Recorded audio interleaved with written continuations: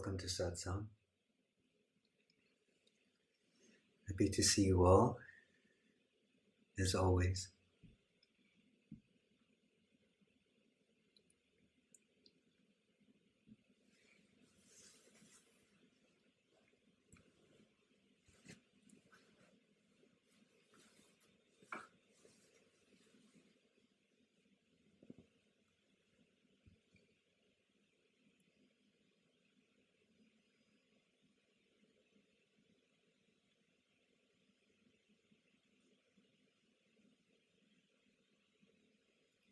In the aware space within you, you are already free. Some of you have seen this through meditation, by being guided into this aware space, or spontaneously. Sometimes it happens unexpectedly, in a moment of nature,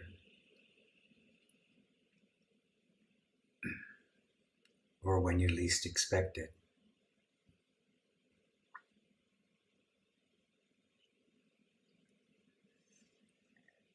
It's a moment that you don't forget. You slip into a timeless recognition. I am not the body. And thoughts seem to go effortlessly, without pulling at you. You remain in this vast space of awareness, and somehow you know yourself to be that, whether you think it or not. Some of you have had this experience.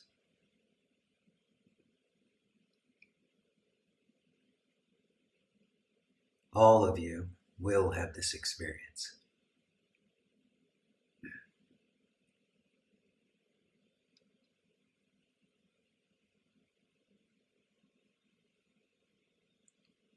Your earnestness and your attention to this recognition guarantee that at some point you will have this experience or return to this experience of vast awareness, that which you are.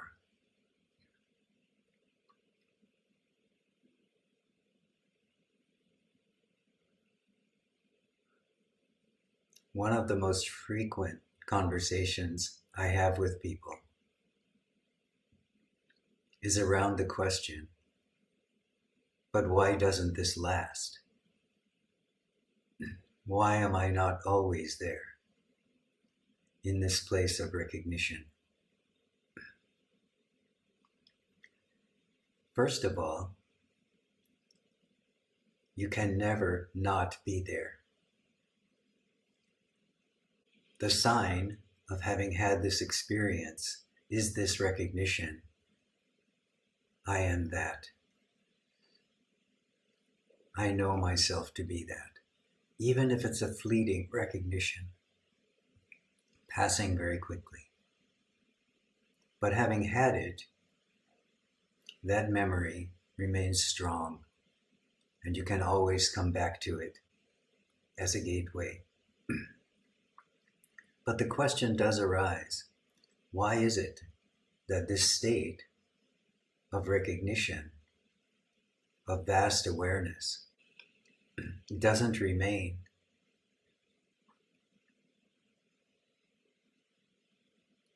to the conscious mind or to the aware mind in the waking state? You've heard me speak before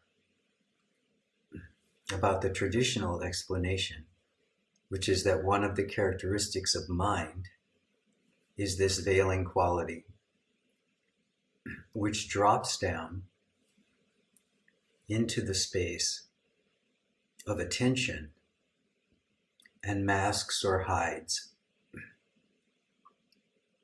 the recognition that you are this vast, aware space.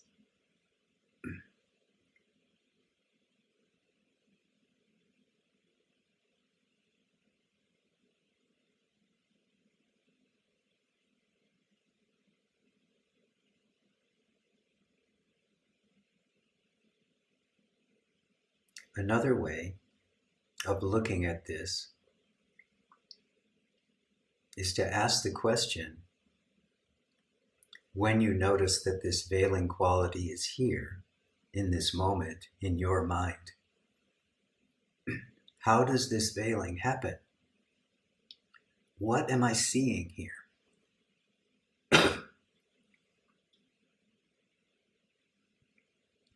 This withdraws the attention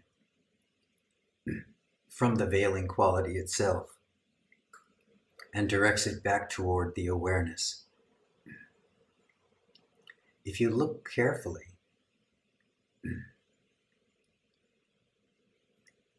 you can see that there's a habitual quality of the mind. It looks directly at objects. It chases objects. It identifies with objects. This is a characteristic of mind, especially when mind is in a chaotic state,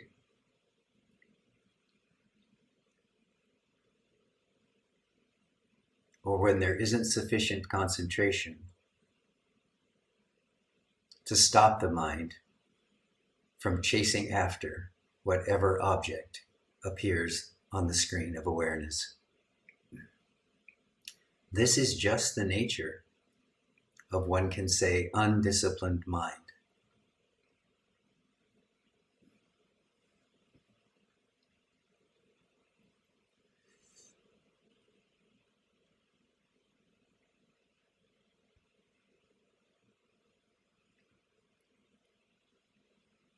As soon as you recognize, not, oh, this is the object, this is what I'm looking at, what does this mean? What does this say about me? Am I awake? Am I not awake? Does this prove that I am not enlightened? As soon as you give up that conversation within the mind and ask the question, what is aware here? The attention is pulled off of the object, even though it may be very strong, and momentarily placed back in this moment, here now. This is not the same as that experience of having recognized yourself as vast space, which people describe as peaceful, aware, alert, and calm. The chaos of the mind can still be there and may well still be there. But by asking the question, what is aware here? By noticing, in this moment, I am aware of this chaos. I am aware of this veiling quality. Something is aware in this moment, which is not that object. I can see this veil. I can see this habit of the mind to step into a favorite story, to become distracted by it, to be pulled away by it. I can see that happen. Therefore, I'm not that. This leads us naturally to the question, then who or what am I? If I am not this object, no matter how intense, then who am I? This is the procedure, isn't it, for inquiry?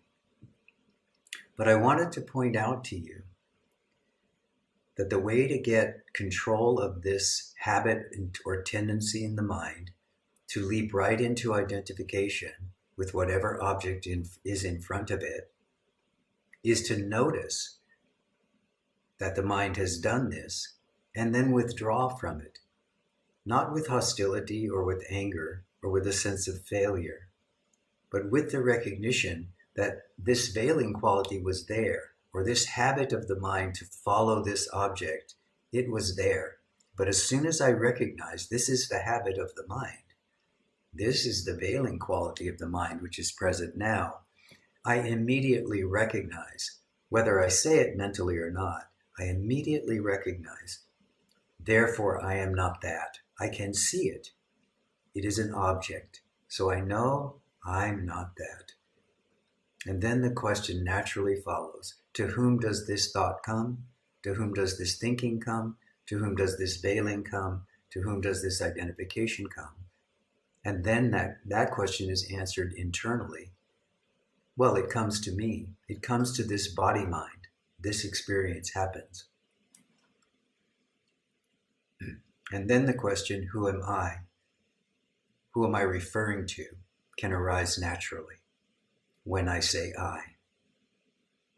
Now, this seems like it could take a little bit of time and it might be convoluted for the mind. When I explain it in this way, I use a lot of words, trying to be precise, trying to point out for you the various steps that the mind takes going out into this habit and how to retrieve it. But all of this happens for most of you that quickly. This whole process of recognition that the mind has slipped out and now I've brought it back and I am here as awareness itself, that long. It's all it takes. It's not a long process. It's a long process to explain it to the mind. It's not a long process to do it. As soon as you come back to this recognition, I am aware in this moment. You don't have to think about it anymore. It makes no difference what was on the screen a moment ago. As soon as there's the recognition, that which is aware is here now, in this moment. Relax and settle into that. By doing this repeatedly, you build up the foundation for the kind of concentration or the kind of strength, you might say, that enables you to just sit firm, even if the mind does stretch out into some story. Now it becomes possible to watch the story as it rises in the mind, stays for a while, and then falls. If you are in that witnessing position, you can watch your thoughts come, stay for a period of time, and go. And the reason that that happens is because attention is the food for thoughts, for thinking, for habits. If you simply witness, you withdraw the food of attention from those thoughts, from those habitual ways of thinking, from that veiling quality of the mind. And soon you find yourself back in this moment of recognition. That which is aware is here now. And that thought that came, stayed for a while, and went is gone. Now you begin to realize the difference between what the scriptures call reality, which is this vast space of awareness, and everything else. Everything else is rising, staying for a period of time, and going. You can say it's impermanent. You can say it's constantly moving. You can say it's always changing. All of these ways are ways of describing the activity of the mind on that side, which is not reality.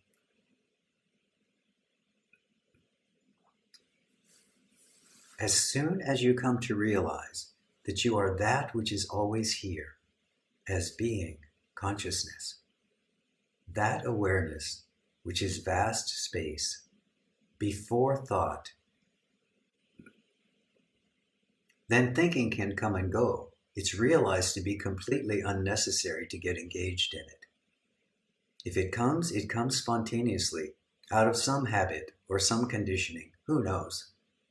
It's not interesting. Don't bother. Come back to the recognition that which is aware is here now, under all circumstances. Right now, in this moment, each and every one of you is aware. You know it.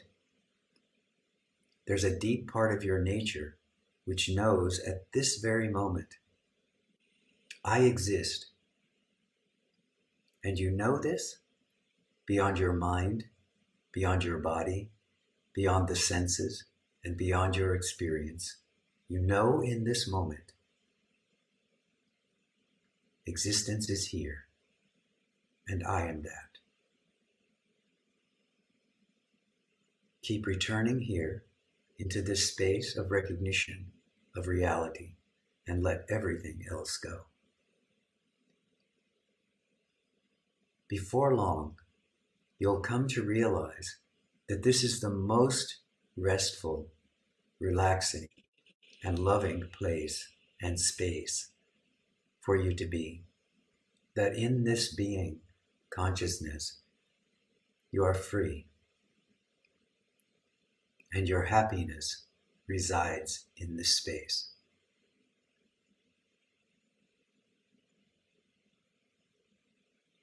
Everything else is coming and going, and will grant you no lasting satisfaction.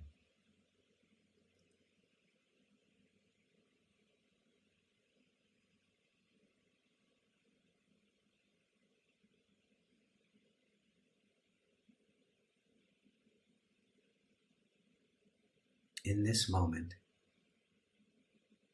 of silent awareness,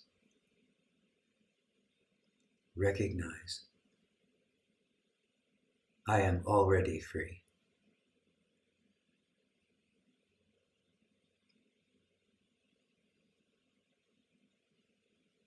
This is the nature of being consciousness.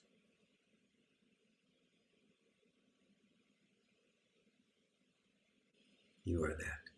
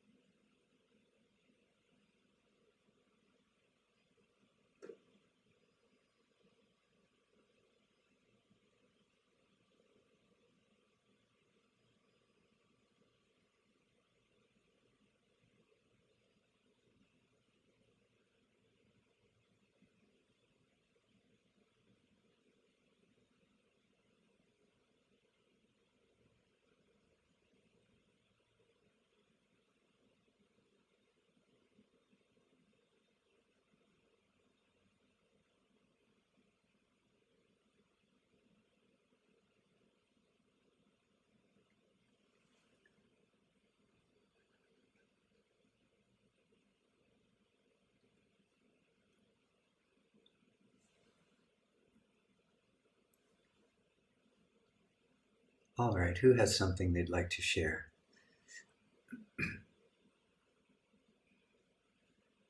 Or something that needs to be clarified?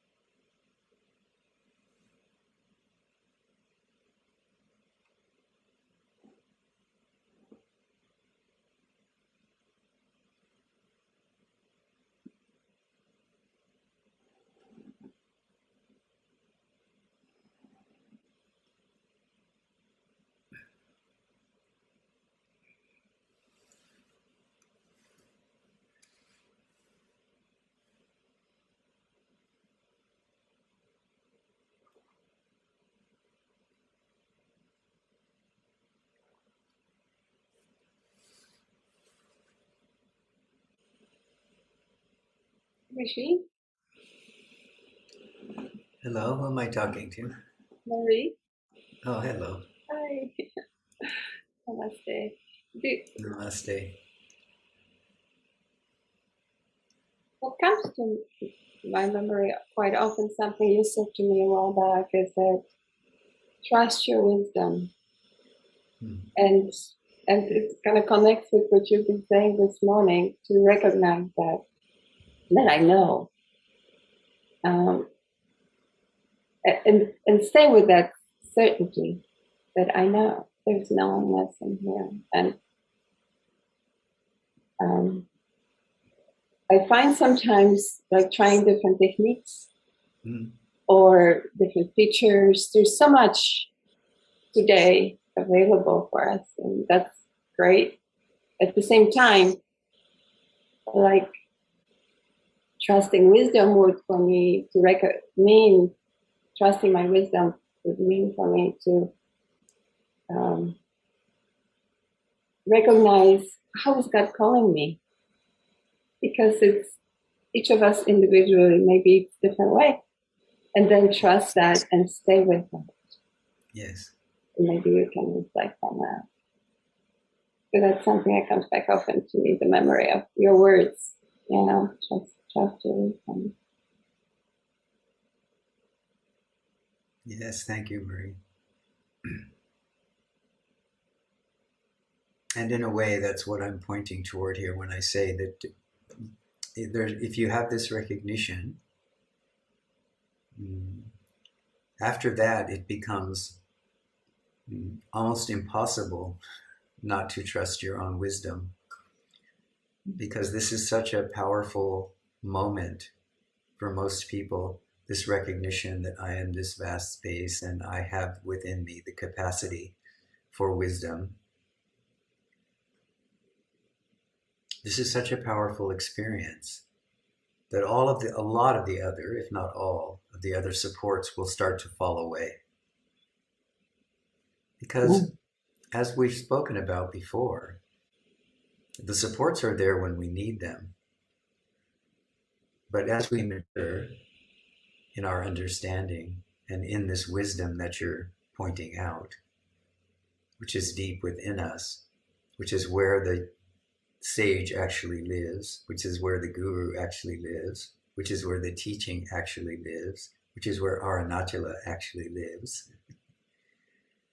Whatever tools, whatever methods we've used along the way have brought us to this moment where we can open into this natural wisdom. And this, of course, occurs through this process of letting go, doesn't it? And that includes letting go sometimes of pathways we walked before, of teachers we were with before, of traditions we were with before, because in the end, we step into liberation. We don't get to take anything with us.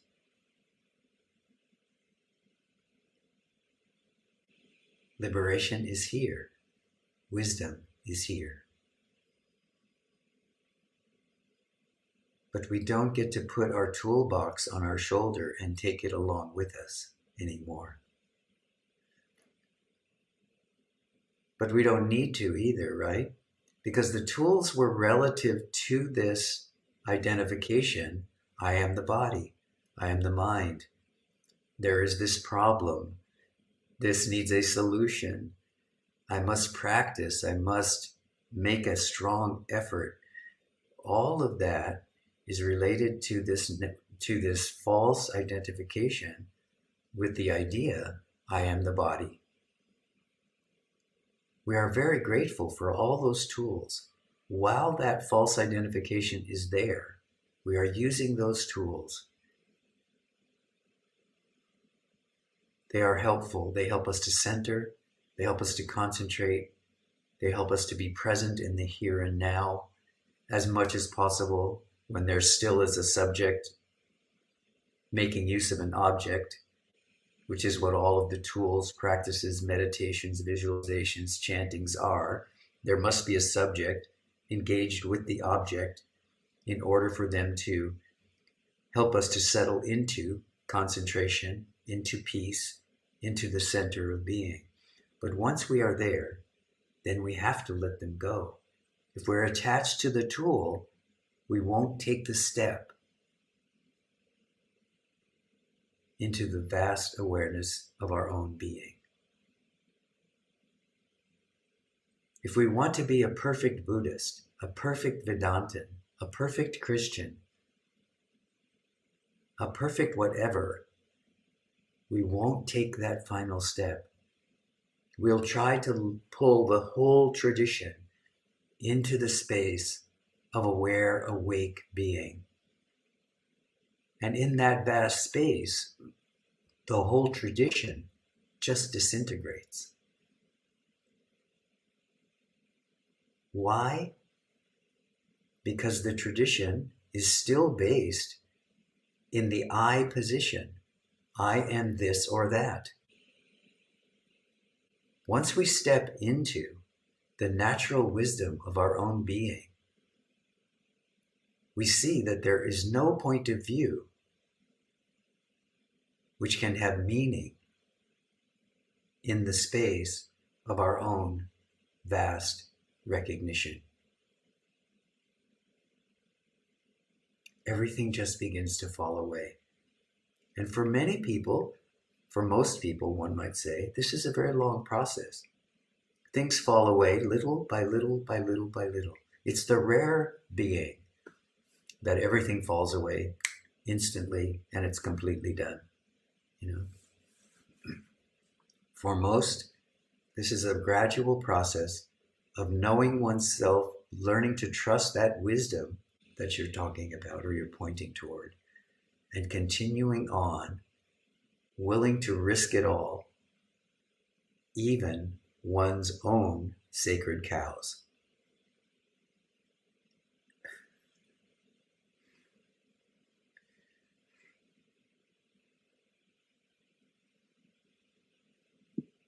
Because it seems like focusing, staying focused would be very important, as opposed to being pulled in many directions, many sacred directions. Yes, and this is the actual purpose of all of the tools that are used in whatever tradition you happen to be coming out of or whatever tradition you happen to be following, up to the point of recognition of the self.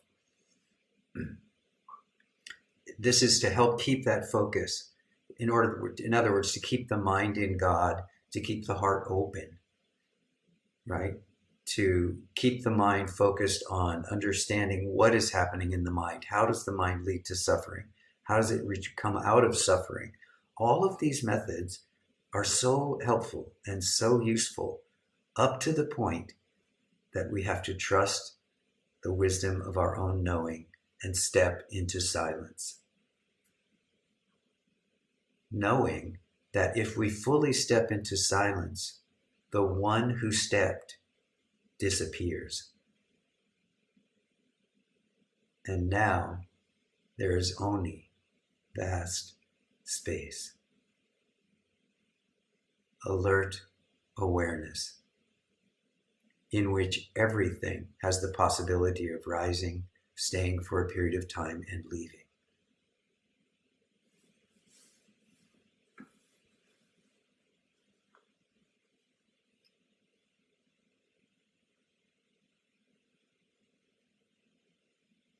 Including this body and this mind.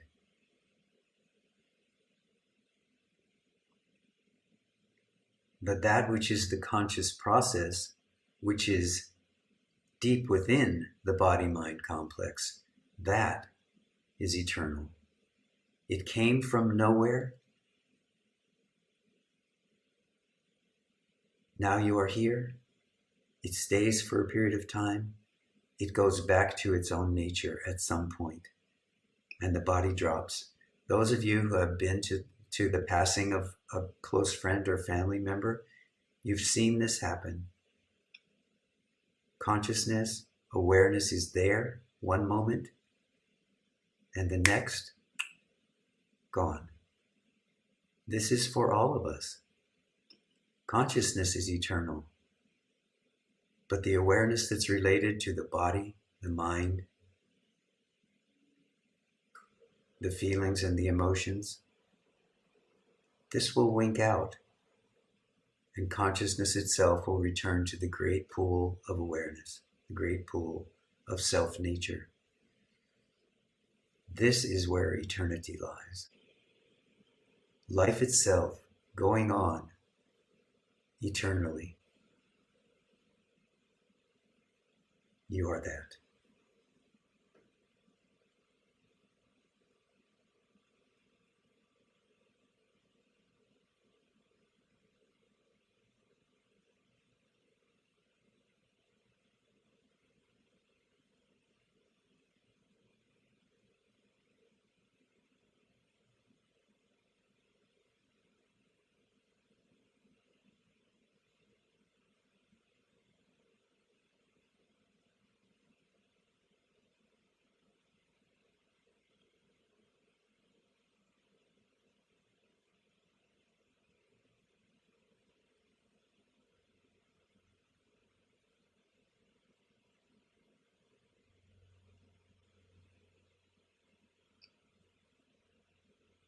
I'm very pleased to hear, Marie, that you've returned to this space over and over now, and that this is becoming the main activity for you. From here, everything just keeps opening out. Before, everything was focused on coming in. But once we get to the place where we understand that that deep wisdom is there, and that all the answers, all the gurus, all the teachings, all the sages are here, then the heart begins to open. And this can happen quite quickly. You might not even notice it, but the people around you will notice it.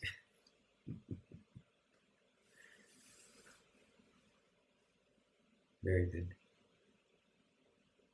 Keep going.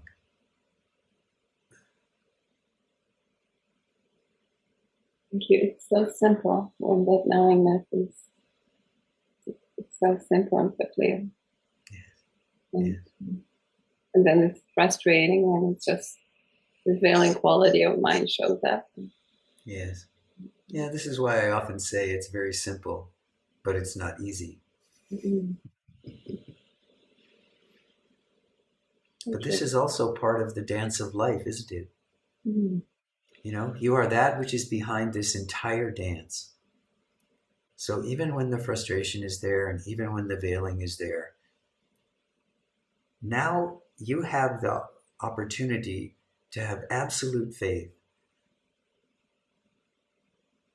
that what is behind all of it is reality, that you're familiar with it, that you will return to it, and that as soon as you recognize,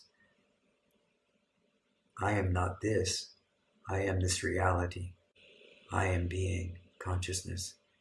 And there's this innate wisdom is here in me.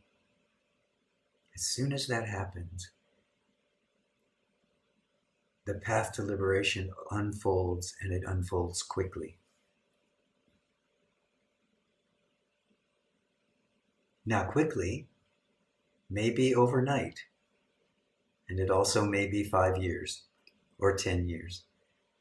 But understand that the experience of recognition, or the recognition itself when it occurs, comes with the recognition.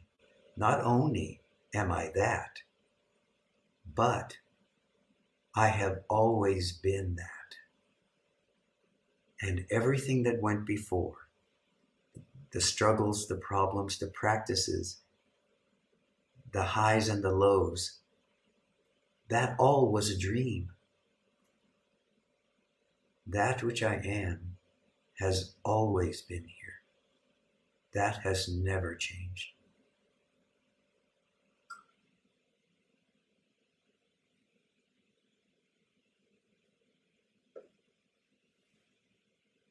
This is what awaits.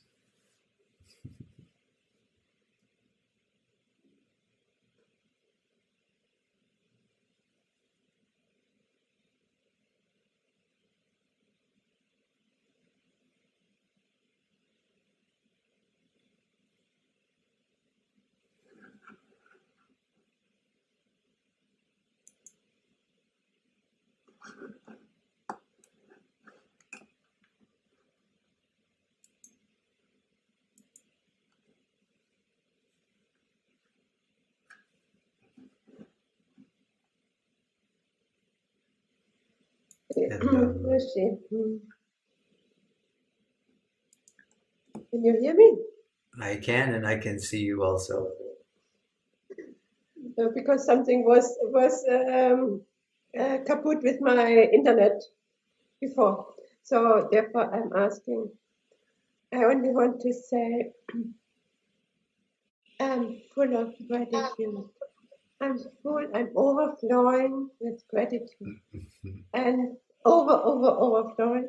And for me, it is this special gift to sit in your silence, to sit in Dakshinamurti silence, and everything is answered, everything comes, everything is clear. It is so wonderful. Yes. Phone calls are coming. Phone calls from India, from a friend in India. And I feel you totally connected to our natural, totally connected to our natural, and it is also I'm living on Crete Island, and very beautiful, vast place. Our natural is within. Yeah? It's no doubt. I'm not missing. I'm not missing anything. It is just here. Beautiful. Thank you. Thank you very much. Thank you to all. Because, all.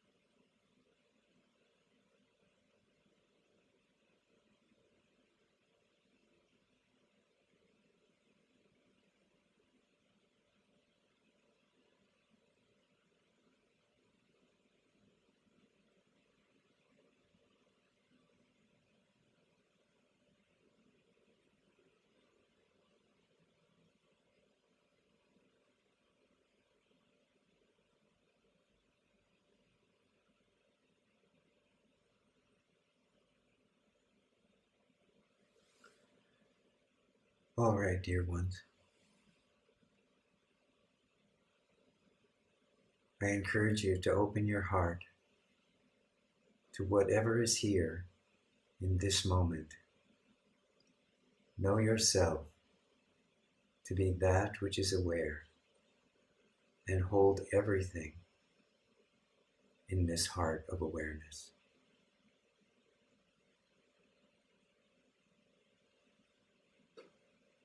May the world be filled with compassion and love. May all beings be well, happy, and peaceful.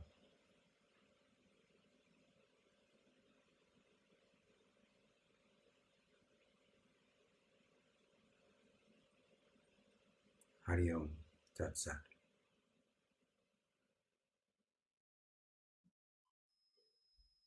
Om Trayambakam Yajamahe Sugandhim Pushtivardhanam Urvargamiva Vandinam Mrityor Mukshiyamamritawa Swaha Bhuva Bhu Om Sat Jung Hang Om